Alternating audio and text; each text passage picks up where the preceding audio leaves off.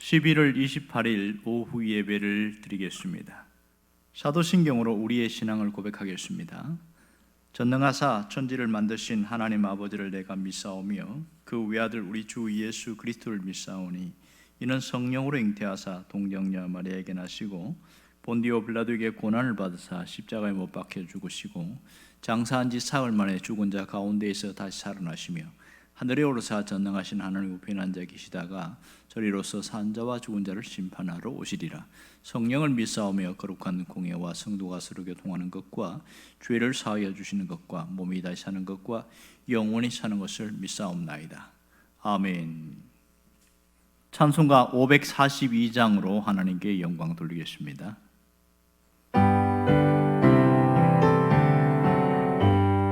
구주 예수 어지함이 심히 기쁜 일일세 영생 허락 받았으니 의심 마주 없도다.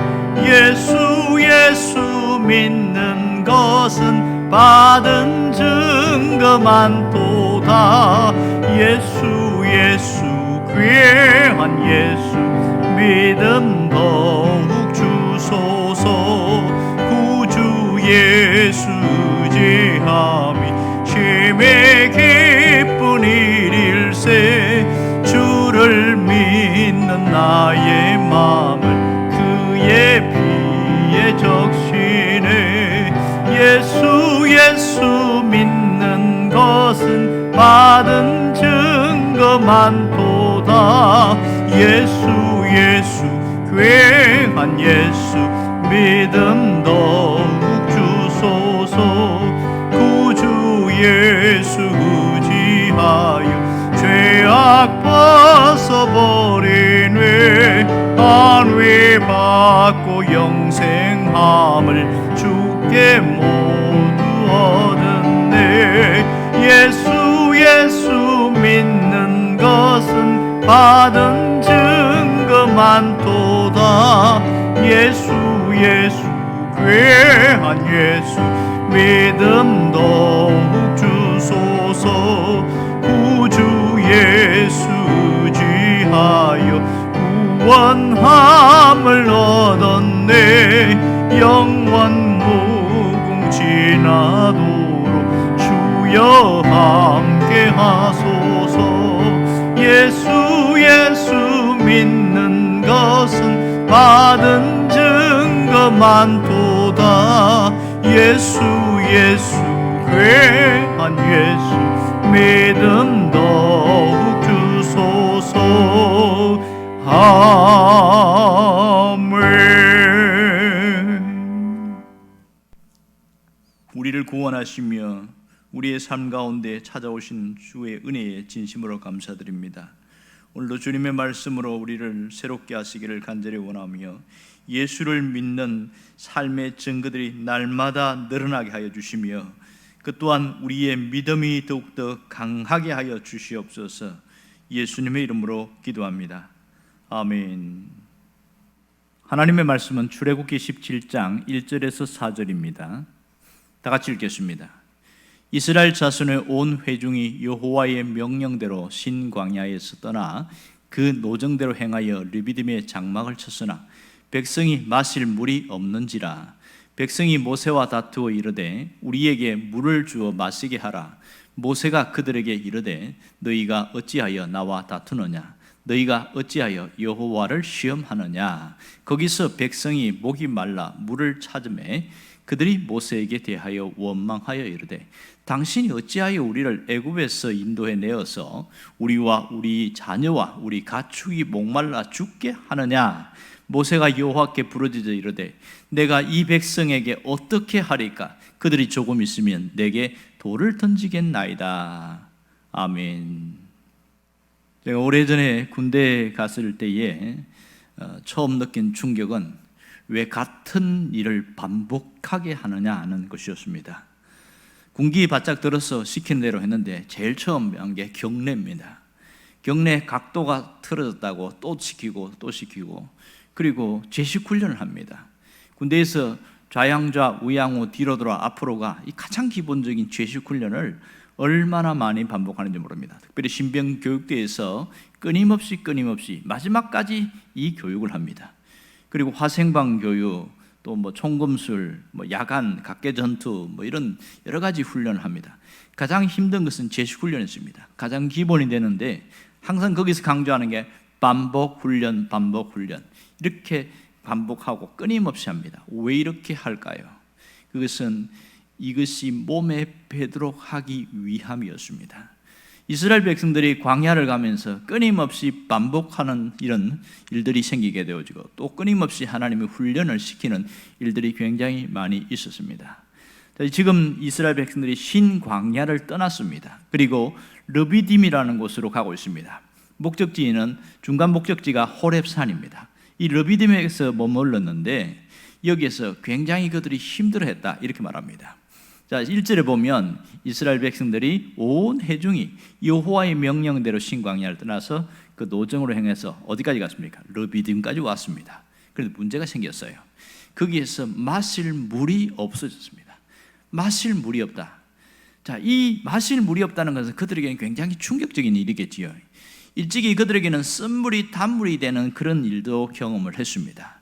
또 하나님의 능력으로 그렇게 치유의 능력도 경험을 했습니다. 근데 오늘 두 번째 물 사건이 나옵니다. 마라의 물 사건과 르비딤의 물 사건, 오늘 두 가지가 나오는데 이것이 물이 없는 것이 백성들의 잘못으로 생긴 것인가? 절대로 그렇지 않습니다. 가만히 보면 1절을 보면 여호와의 명령대로 신광야를 떠나서 그 노정대로 행하여 르비딤의 장막을 쳤다 이렇게 말하고 있습니다. 이것을 보면 그 노정대로 르비딤의 장막을 쳤다는 것은 하나님이 가라는 곳으로 갔고 머물라는 곳에 머물렀습니다. 그러니까 순종의 훈련을 했고 하나님의 말씀을 따라하는 그 훈련을 충분히 했던 것이죠. 그런데 이 2절에 보면 무슨 일이 생깁니까? 모세와 다투는 일이 생깁니다. 모세에게 뭐라고 이야기했겠어요? 물을 내놔라는 거예요. 무조건 내놓으라는 거예요. 모세가 물이 있으면 풍부히 있으면 줄 수 있겠지만 없잖아요. 그러니까 다짜고짜 내놓으라니까 아니 나도 없는데 어떻게 내놓으라 하느냐 이렇게 해서 다투게 된 것이지요. 3절에 보면 모세를 향해서 심하게 원망을 하고 있습니다. 이 반응이 엄청난 원망입니다. 어찌하여 당신이 우리를 애굽에서 인도해내서 우리 자녀와 우리 가축이 목말라 죽게 하느냐. 어디서 많이 듣던 소리 아닙니까? 이것은 홍해 직전에 있을 때에도 애굽에 매장지가 없어서 우리를 이 광야에서 죽게 하느냐 이 얘기와 비슷하잖아요. 보면 툭하면 원망하고 이런 일들이 굉장히 많이 반복되고 있습니다. 그러면 이 길을 하나님이 인도해서 왔는데 물이 없는 곳으로 하나님이 이끌었다는 것이 특징입니다. 왜 이런 일이 생기게 했을까요? 왜 이런 고통스러운 상황에 놓이게 했느냐는 겁니다. 그들이 잘못한 건 하나도 없어요. 그러면 하나님이 뭘 하기 위함일까요? 여기는 하나님의 숨겨진 뜻이 있습니다. 그것은 이스라엘 백성들에게 하나님을 의지하는 훈련을 시키고 있습니다. 어떻게 하든지 하나님을 의지하게 하기 위해서입니다. 특별히 어려운 상황이나 위기 상황일수록 절대적 의지를 하는 그 훈련을 하나님은 끊임없이 반복하고 있다는 것을 알아야 됩니다. 하나님은 처음부터 하나님이 누구인가를 보여줬습니다. 그것이 10가지 재앙이었습니다. 홍해 사건도 하나님이 누구인가를 보여줬습니다. 이런 엄청난 기적을 통해서 하나님이 뭘 원했을까요? 무슨 일이든지 나를 의지해라. 어려운 상황이 생기면 무조건 나를 의지해라. 하나님이 훈련시킨 게 딱 한 가지입니다. 어려운 거 아니지요. 마라에서도 쓴물이어서 먹을 수가 없을 때 그 물을 먹고 복통을 일으켜서 떼굴떼굴 구르는 사람들에게 모세를 통해서 단물을 만들었습니다.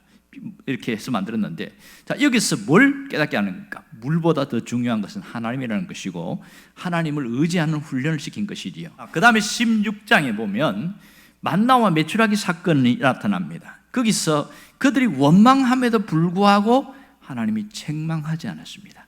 그들의 필요를 공급했습니다. 그것이 만나였습니다.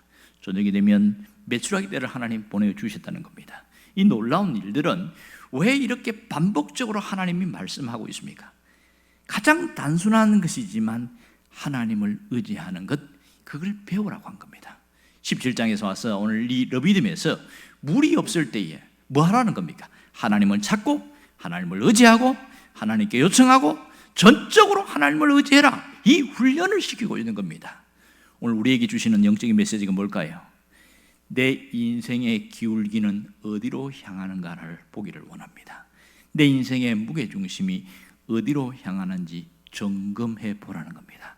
오늘 이스라엘 백성들처럼 그렇게 쏠리고 있는지, 아니면 하나님을 의지하는 쪽으로 쏠리고 있는지, 우리 인생의 기울기가 어디로 향한지를 점검해 보라는 것이지요.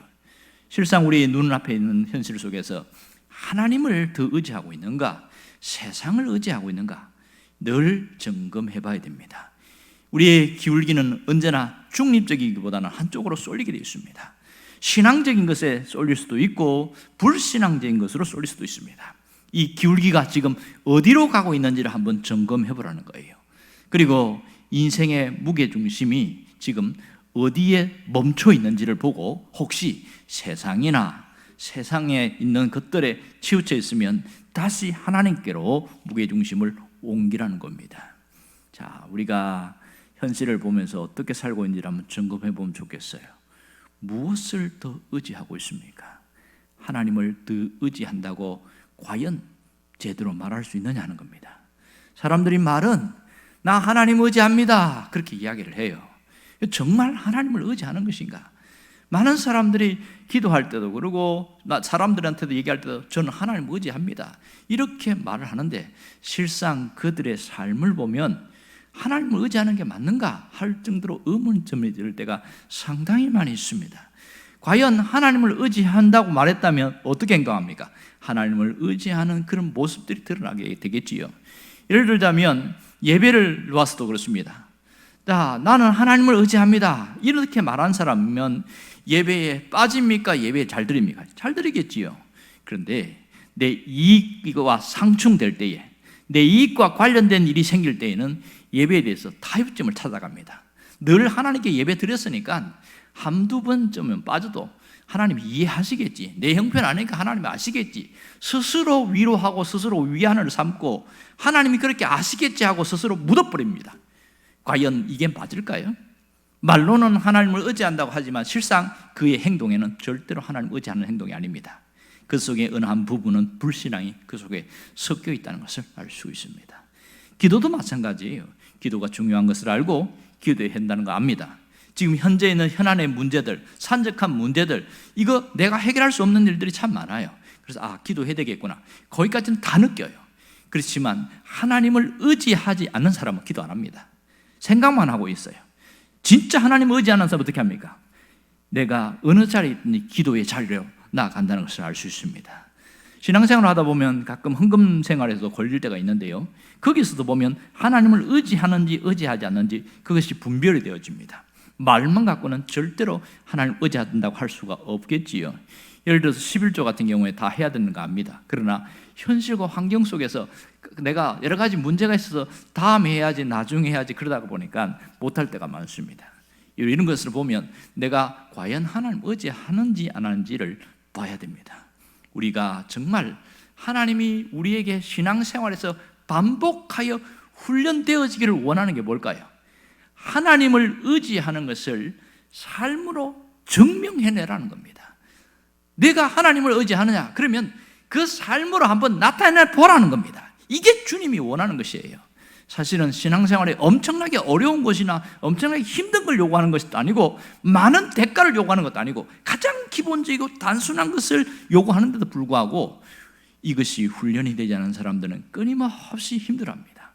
여러분, 신실한 믿음의 사람은 신앙 고백이 분명합니다.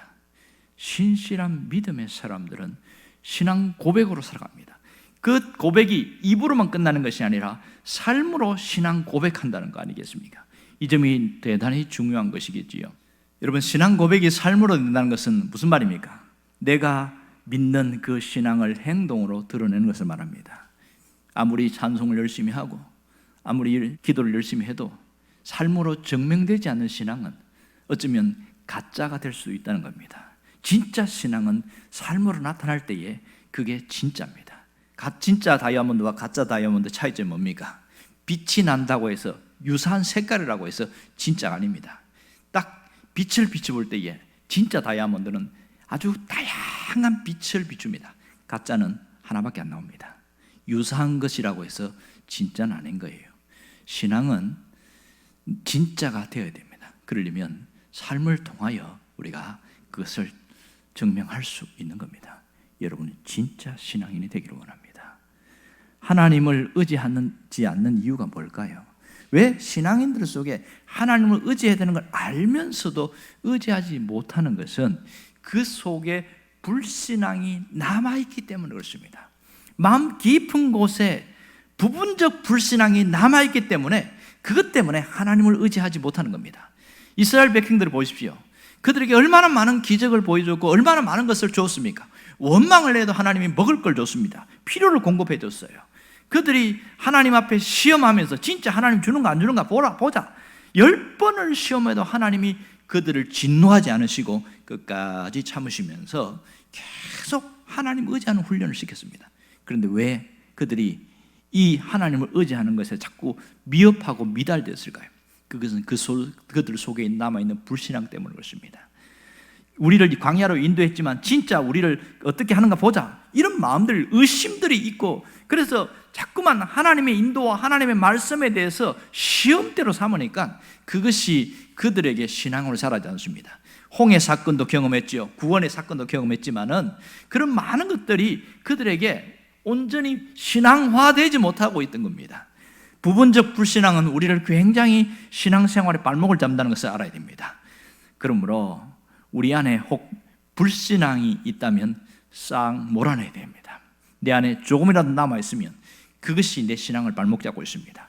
여러분, 불신앙이라고 하니까 전체가 불신앙이 아니라 부분적 불신앙에는 갈아야 됩니다. 이 불신앙은 그림자와 같아요.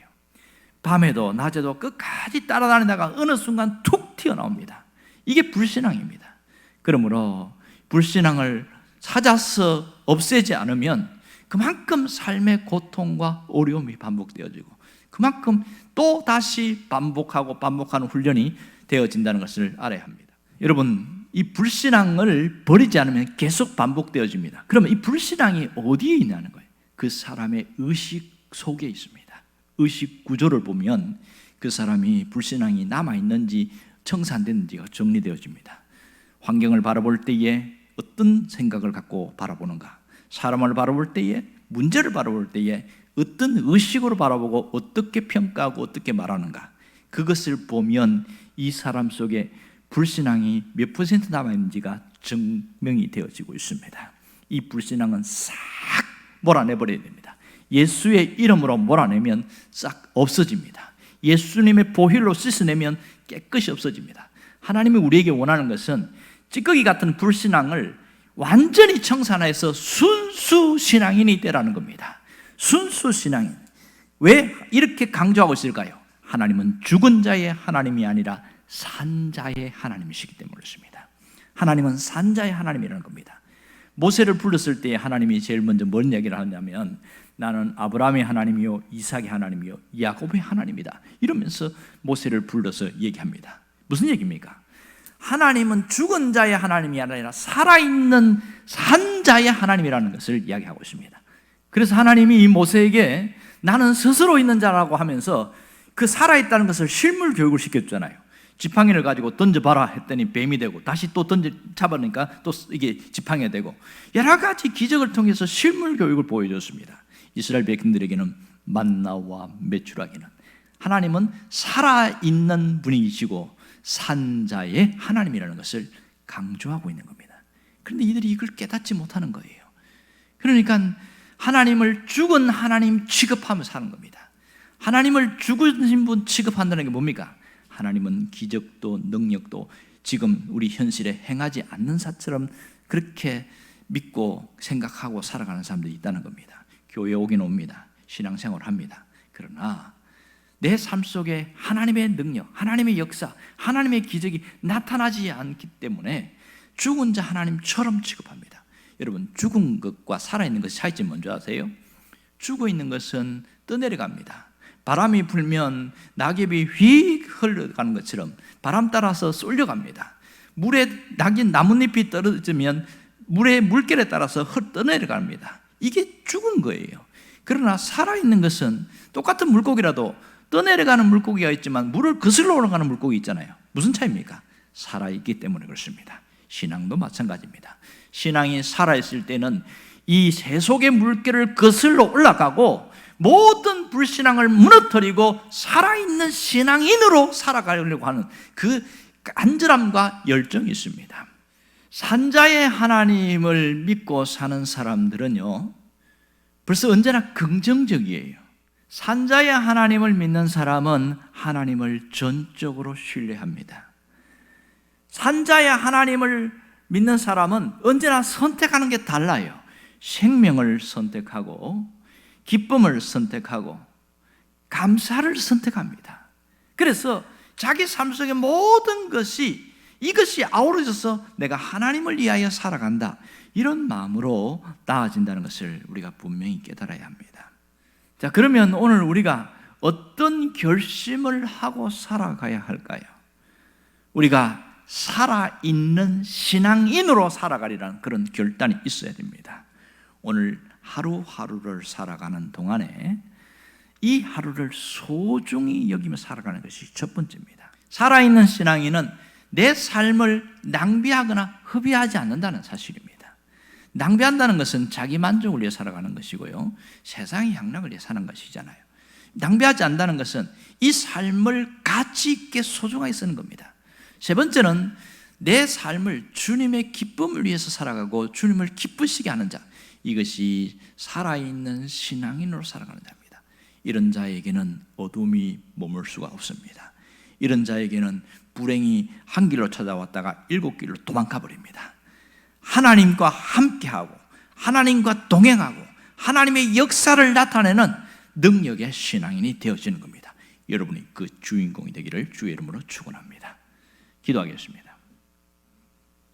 우리 가운데 역사하신 하나님께 감사드리며, 하나님, 늘 반복되는 이 예배 가운데 하나님을 의지하는 것이 훈련되어지게 하시고 내 삶으로 체화되게 하여 주시며, 하나님은 살아있는 하나님인 것을 기억하고 내 삶에 하나님의 능력과 역사가 나타나기를 원합니다.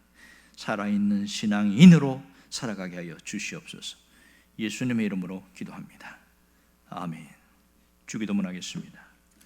하늘에 계신 우리 아버지여, 이름이 거룩히 여김을 받으시오며 나라가 임하시오며 뜻이 하늘에서 이루어진 것 같이 땅에서도 이루어지이다.